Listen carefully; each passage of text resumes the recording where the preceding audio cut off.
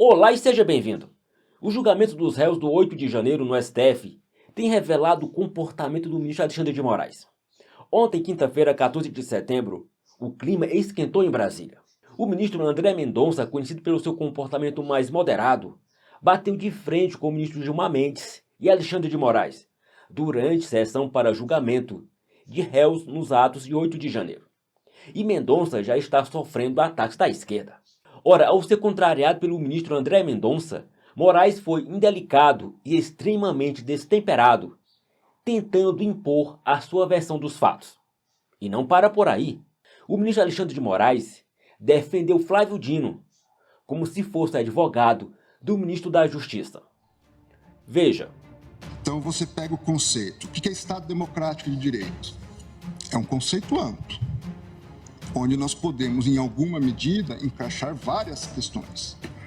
Foi a primeira vez que nós tivemos manifestações violentas em Brasília? Não. Nós já tivemos invasão do Congresso Nacional violenta, nós já tivemos ministérios aqui postos com incêndio, fogo. Nós já tivemos outras manifestações violentas. É verdade que penso que foi a primeira vez no Supremo Tribunal Federal. Foi. Mas em outros contextos, não. Eu acho, desculpe-me, Zana, eu acho que a gente tem que fazer um pouco também de uma contextualização. Eu estou aqui há muitos anos e, de fato, assisti a várias invasões de ministérios, episódios isolados que nós tivemos a partir de movimentos sociais, protestos e coisas do tipo. Nós jamais tivemos um grupo acumulado na frente de quartéis pedindo intervenção federal. É preciso colocar isso nos seus devidos marcos e contextos. Isso está contextualizado. Entendo a ponderação de vocês. Este é um dado. Nós tivemos, e a gente viveu isso na pele, 7 de setembro, em que imaginávamos que aquilo poderia descambar para a arruaça que se transformou o 8 de janeiro. Nós sabemos disso, o ministro Fux viveu essa realidade, a ministra Rosa. Em suma, então são questões que precisam ser olhadas nessa perspectiva. Afora o incentivo que havia a partir do próprio chefe do Poder Executivo para esse tipo de prática, ou mesmo para a omissão. De modo que, ainda ontem vi essa consideração sobre o passeio no parque. Jamais houve passeio no parque. Não se tratava de passeio no parque, ministro Cássio, nem de um incidente. A cadeira que o senhor está sentado, depois, a cadeira que o senhor está sentado, estava lá na rua, no dia da invasão. É só para justificar mesmo, mas essa expressão não foi minha. Não fui eu que disse isso. Então, está longe de se tratar disso. É preciso que a gente contextualize isto e que havia... É importante essa contextualização, se me permite. Só para encerrar, desculpe-me mesmo, mas só para encerrar, na verdade, estava implícito em toda essa ação que, ao fim e ao cabo, diante da anomalia, da anarquia instaurada, nós teríamos uma GLO. E aí o ministro Alexandre coloca muito bem. Imagine que esses fatos tivessem ocorrido antes do dia 1º de janeiro, com o governo, então, anterior no poder. E nós tivemos situações desse tipo, é que os fatos vão se acumulando e nós perdemos o contexto. O 12 de dezembro, dia da diplomação do presidente da República. Atos, não só de vandalismo, de terrorismo, ônibus incinerado. A Polícia Federal invadida. Carros pegando fogo embaixo de posto de gasolina. Há muitas perguntas sem resposta, ministro Gilmar. Não, eu digo é só para colocar. Agora, eu estou tentando me deter no caso concreto. Não, sim. Porque, vamos lá, eu fui ministro da Justiça. E o senhor também trabalhou no Palácio do Planalto, na subchefia de assuntos jurídicos.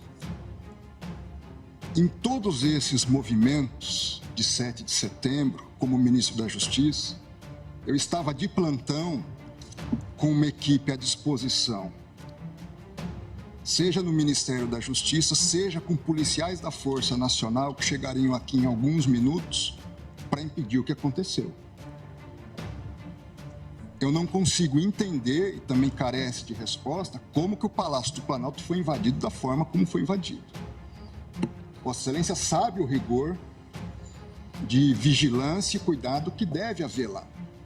O fato é o seguinte, eu não vou entrar nesse mérito hoje. Acho que não nos cabe, pelo menos da minha parte, não é intenção entrar nesse mérito hoje. A minha intenção é avaliar a conduta do senhor Aécio Lúcio Costa Pereira. Ministro André, se me permite, já que Vossa Excelência entrou, nesse caso, as investigações demonstram claramente o porquê houve essa facilidade. 5 coronéis comandantes da PM estão presos, exatamente porque desde o final das eleições se comunicavam por zap, dizendo exatamente que iriam preparar uma forma de, havendo manifestação, a Polícia Militar não reagir. Então, claramente, a Polícia Militar, eu também fui ministro da Justiça e sabemos nós dois, que o ministro da Justiça não pode utilizar a Força Nacional se não houver autorização do governo do Distrito Federal, porque isso fere o princípio federal. Não em relação aos prédios federais. Não em relação à Praça dos Três Poderes. Mas em relação às edificações federais, ele pode e deve com conter. todo respeito, Vossa Excelência, querer falar que a culpa do 8 de janeiro foi do ministro da Justiça... Vossa Excelência que está dizendo isso. É um absurdo. Vossa Excelência que está dizendo isso. 5 comandantes estão presos. Muito embora eu queria e o Brasil quer ver esses vídeos do Ministério da Justiça. O ex-ministro da Justiça que sucedeu Vossa Excelência fugiu para os Estados Unidos, Eu sou advogado de ninguém e jogou o celular dele no lixo. Eu não sou advogado e foi de preso. ninguém. E agora Vossa Excelência Vossa Excelência vem no plenário do Supremo Tribunal Federal, que foi destruído, para dizer que houve uma conspiração do governo contra o próprio governo. Tenha dó. Não coloque palavras na minha boca. Tenha dó. Não coloque palavras na minha boca. Não coloque palavras na minha boca. Tenha dó, Vossa Excelência. Aparentemente, o ministro Alexandre de Moraes não aceita ser contradito. E o ministro André Mendonça está certo. O ministro da Justiça não precisa de autorização do governo do Distrito Federal para defender o Palácio do Planalto, o STF e o Congresso Nacional. Ora, a situação mostra o quanto Moraes tem sido arrogante com o ministro do STF. E além disso, uma falta de respeito imensa com o voto de seu colega. Por mais absurda que fosse o voto de qualquer outro ministro, em um Estado democrático de direito, Moraes deveria ficar calado e respeitar a opinião do seu colega magistrado. A falta de compostura de Moraes tem revelado a sua personalidade. Além do mais, como os julgamentos dos réus estão apenas no início, Moraes deve sair extremamente desgastado ao final de tudo isso.